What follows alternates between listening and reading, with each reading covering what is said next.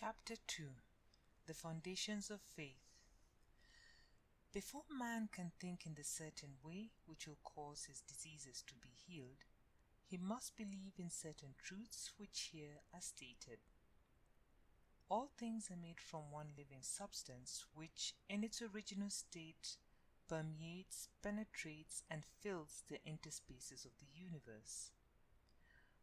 While all the visible things are made from it, yet this substance in its first formless condition is in and through all the visible forms that it has made. Its life is in all, and its intelligence is in all. This substance creates by thought, and its method is by taking the form of that which it thinks about. The thought of a form held by this substance causes it to assume that form. The thought of a motion causes it to institute that motion. Forms are created by this substance in moving itself into certain attitudes or positions. When original substance wishes to create a given form, it thinks of the motions which will produce that form. When it wishes to create a world, it thinks of the motions, perhaps extending through the ages, which will result in its coming into the attitude and form of the world, and these motions are made. When it wishes to create an oak tree, it thinks of the sequences of movement, perhaps extending through the ages, which will result in the form of an oak tree, and these motions are made. The particular sequences of motion by which differing forms should be produced were established in the beginning. They are changeless. Certain motions instituted in the formless substance will forever produce certain forms. Man's body is formed from the original substance and is the result of certain motions which first existed as thoughts of original substance. The motions which produce, renew, and repair the body of man are called functions, and these functions are of two classes, voluntary and involuntary. The involuntary functions are under the control of the principle of health in man, and are performed in a perfectly healthy manner so long as man thinks in a certain way. The voluntary functions of life are eating, drinking, breathing, and sleeping. These, entirely or in part, are under the direction of man's conscious mind, and he can perform them in a perfectly healthy way if he will. If he does not perform them in a healthy way, he cannot long be well. So we see that if a man thinks in a certain way, and eats, drinks, breathes, and sleeps in a corresponding way, he will be well.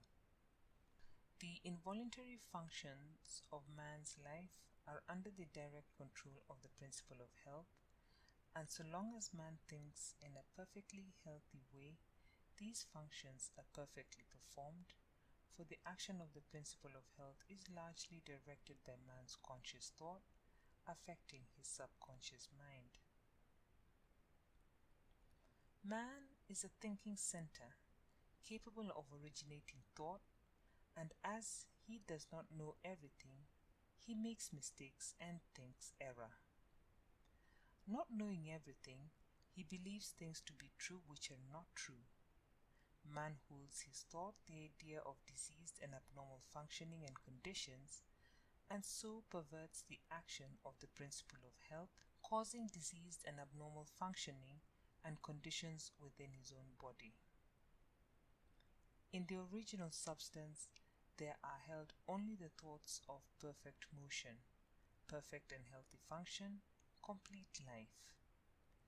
God never thinks disease or imperfection, but for countless ages, men have held thoughts of disease, abnormality, old age, and death, and the perverted functioning resulting from these thoughts has become a part of the inheritance of the race.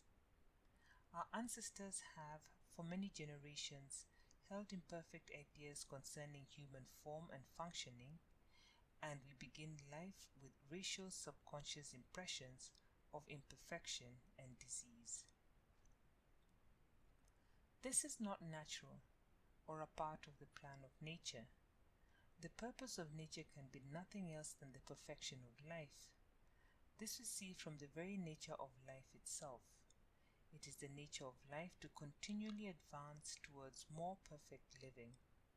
Advancement is the inevitable result of the very act of living. Increase is always the result of active living. Whatever lives must live more and more. The seed lying in the granary has life but is not living. Put it into the soil, it becomes active and at once begins to gather to itself from the surrounding substance and to build a plant form. It will so cause increase that a seed head will be produced containing 30, 60 or 100 seeds, each having as much life as the first. Life by living increases. Life cannot live without increasing, and the fundamental impulse of life is to live. It is in response to this fundamental impulse that original substance works and creates. God must live, and he cannot live except as he creates and increases. In multiplying forms, he is moving on to live more. The universe is a great advancing life, and the purpose of nature is the advancement of life towards perfection, towards perfect functioning. The purpose of nature is perfect health. The purpose of nature, so far as man is concerned, is that he should be continuously advancing into more life and progressing towards perfect life, and that he should live the most complete life possible in his present sphere of action. This must be so because that which lives in man is seeking more life. Give a little child a pencil and paper and he begins to draw crude figures. That which lives in him is trying to express itself in art. Give him a set of blocks and he will try to build something. That which lives in him is seeking expression in architecture. Sit him at a piano and he'll try to draw harmony from the keys. That which lives in him is trying to express itself in music. That which lives in man is always seeking to live more, and since man lives most when he is well, the principle of nature in him can seek only health. The natural state of man is a state of perfect health, and everything in him and in nature tends towards health.